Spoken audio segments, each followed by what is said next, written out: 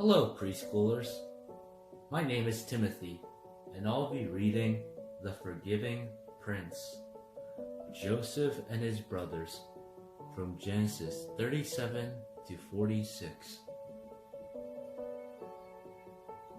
Jacob had 12 sons, but of all his sons, Joseph was his favorite. One day, Jacob gave Joseph a splendid new robe. It was beautiful and rich with all the colors of the rainbow, but it made Joseph's brothers jealous. They wanted rich rainbow robes too.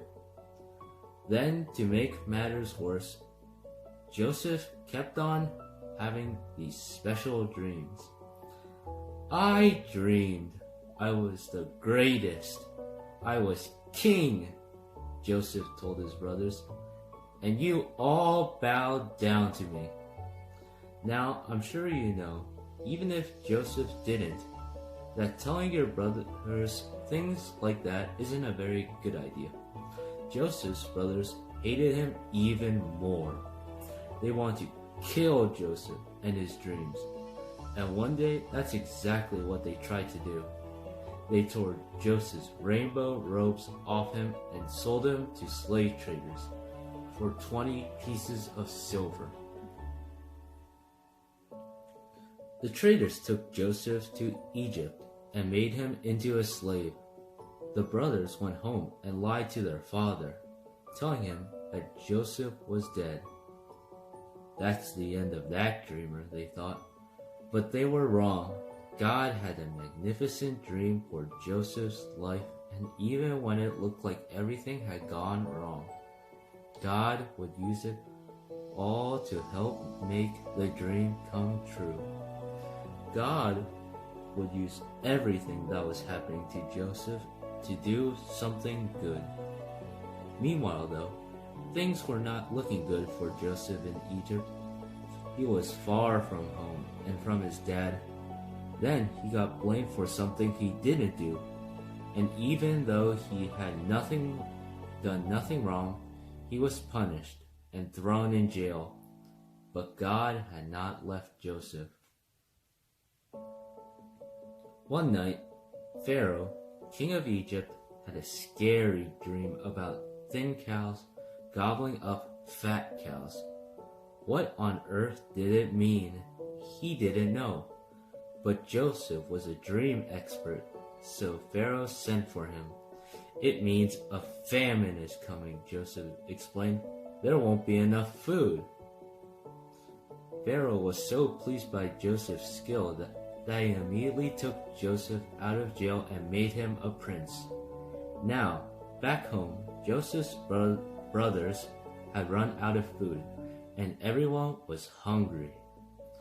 God's special family was in danger. If they didn't get food soon, they would starve to death. So Joseph's brothers traveled to Egypt to buy food. They came and knelt before the new prince. His brothers didn't know that the prince was Joseph, but Joseph knew who they were.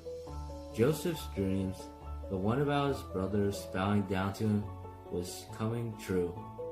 "It's me!" Joseph cried. When they saw it was Joseph, his brothers were afraid. They had wronged Joseph. They had sinned, and they knew it.